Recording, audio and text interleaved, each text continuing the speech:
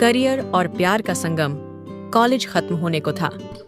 आदित्य अपनी इंजीनियरिंग के अंतिम प्रोजेक्ट्स में व्यस्त था और आर्या अपनी इंटर्नशिप के लिए दिल्ली के एक बड़े न्यूज़ चैनल में काम कर रही थी। दोनों अपने अपने सपनों की ओर बढ़ रहे थे, लेकिन अब उनके सामने सबसे बड़ा सवाल था, क्या उनके रास्ते एक साथ होंगे या अलग अलग? एक दिन आदित्य ने फोन पर आर्या से पूछा, तुम्हारे करियर का क्या प्लान है? क्या तुम दिल्ली में ही रहोगी? आर्या ने थोड़ी झिझक के साथ कहा, हाँ, दिल्ली में मेरे लिए बहुत मौके हैं। लेकिन तुम? क्या तुम्हें अपने काम के लिए किसी दूसरे शहर जाना पड़ेगा? आदित्य ने ठंडी सांस ली और कहा, शायद कुछ अच्छे जॉब ऑफर बेंगलुरु से आए हैं, लेकिन मैं तुमसे दूर नहीं जाना चाहता। यह सुनकर आर्या थोड़ी भावुक हो गई, लेकिन उसने आदित्य को समझाया, हमने अपने रिश्ते को हमेशा प्रायोरिटी दी है, लेकिन यह वक्त है जब हमें अपने सपनों के लिए समझौता करना होगा। अगर हम सच में एक दूसरे से प्यार करते हैं, तो दूरी हमें अलग नहीं कर सकती। कॉलेज खत्म होने के बाद आदित्य को बेंगलुरु की एक बड़ी आईटी कंपनी में नौकरी मिल गई। वहीं आर्या को दिल्ली में न्यूज़ एंकर बनने का मौका मिला। दोनों ने तय किया कि वे अपने करियर पर ध्यान देंगे, लेकिन एक दूसरे के लिए वक्त निकालने की हर मुमकिन कोशिश करेंगे। दूरी के साथ जिंदगी में चुनौतियां बढ़ने लगीं। आदित्य का काम उसे दिन रात व्यस्त रखता, जबकि आर्या का न्यूज़ चैनल की डेडलाइनों से सामना होता। उनकी बातचीत अब कम होने लगी थी। एक रात आर्या ने फोन पर कहा, आदित्य, मुझे लगता है कि हम पहले जैसे नहीं रहे। अब तुमसे बात किए बिना मेरा दिन पूरा नहीं होता, लेकिन हम दोनों इतने व्यस्त हैं कि मैं अकेलापन महसूस करती हूँ। आदित्य ने गहरी आवाज में जवाब दिया, मैं भी यही महसूस कर रहा हूँ, लेकिन मैं तुमसे एक वादा करता हूँ, हमेशा तुम्हारे साथ रहने का। हमें बस थोड़ा और मजबूत होना होगा। कुछ महीने बाद आर्या की जिंदगी में विक्रम फिर से आया। वह अब उसी चैनल में काम करता था और अक्सर आर्या के प्रोजेक्ट्स में उसकी मदद करता। आदित्य को यह सुनकर फिर से असुरक्षा महसूस हुई। विक्रम तुम्हारे साथ इतना क्यों रहता है? क्या तुम मुझसे कुछ छिपा रही हो? आदित्य ने गुस्से में पूछा। आर्या ने ठंडे लहजे में जवाब दिया, आदित्य, मैंने तुमसे पहले भी कहा है, विक्रम सिर्फ एक सहकर्मी है। अगर तुम्हें मुझ पर भरोसा नहीं है, तो हमारे रिश्ते का कोई मतलब नहीं। यह सुनकर आदित्य को अपनी गलती का एहसास हुआ।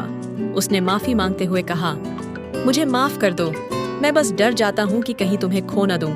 आर्या ने मुस्कुराते हुए कहा, तुम्हें मुझ पर भरोसा करना होगा, हमारा प्यार तभी टिकेगा। एक दिन आर्या के चैनल से उसे लंदन में काम करने का ऑफर मिला। यह उसके करियर के लिए एक बड़ी छलांग थी, लेकिन इसका मतलब था कि अब वह आदित्य से और भी दूर हो जाएगी। जब उसने यह खबर आदित्य को दी, तो वह चौंक गया। लंदन? यह तो बहुत दूर है। क्या तुम सच में जाना चाहती हो? आर्या ने कहा, यह मेरे करियर के लिए बहुत जरूरी है, लेकिन मैं तुम्हारे बिना यह फैसला नहीं ले सकती। आदित्य ने थोड़ी देर सोचा और कहा, तुम्हें जाना चाहिए। यह तुम्हारा सपना है, और अगर हमारा प्यार सच्चा है, तो यह दूरी हमें नहीं तोड़ सकेगी। मैं हमेशा तुम्हारे साथ हूँ। लंदन जाने से पहले दोनों ने एक हफ्ता साथ बिताया। वे अपने पुराने दिनों को याद करते हुए नई यादें बनाने की कोशिश कर रहे थे। आदित्य ने आर्या को एक खास पेंडेंट गिफ्ट किया, जिसमें उनकी पहली मुलाकात की तारीख लिखी हुई थी। जब भी तुम्हें मेरी याद आए, इसे देख लेना, मैं हमेशा तुम्हारे साथ हूँ, आदित्य ने कहा। आर्या ने भावुक होकर कहा, तुम्हारे बिना मैं अधूरी हूँ, लेकिन मैं वादा करती हूँ, एक दिन हम हमेशा के लिए साथ होंगे। आर्या लंदन चली गई और आदित्य बेंगलुरु में अपने काम में लग गया। दोनों अपने सपनों को पूरा करने में जुट गए।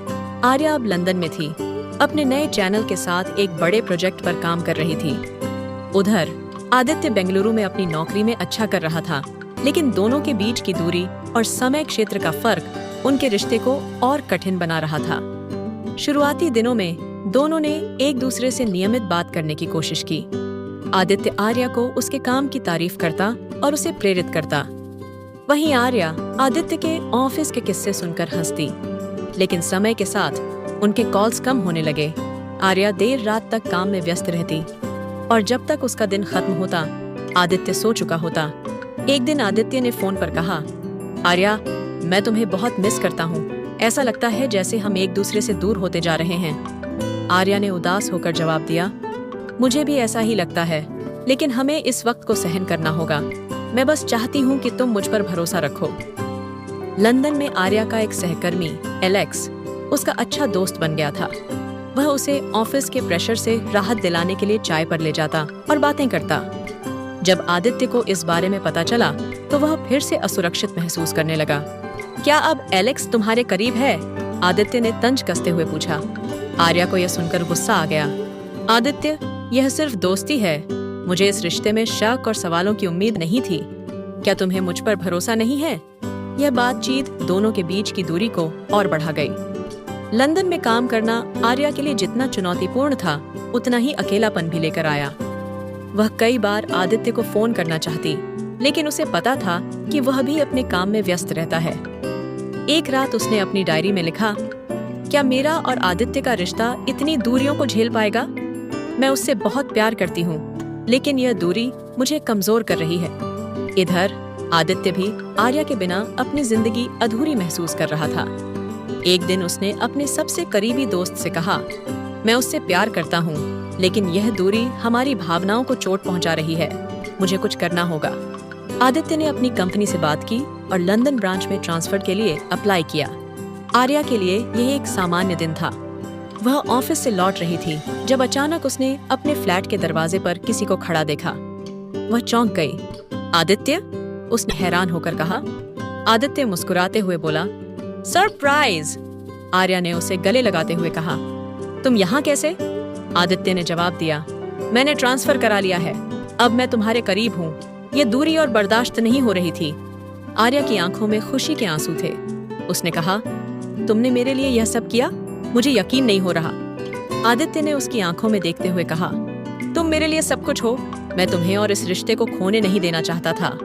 अब दोनों एक ही शहर में थे। उनके रिश्ते में पहले जैसी गर्माहट वापस आने लगी। वे एक दूसरे के सपनों को पूरा करने में मदद करने लगे।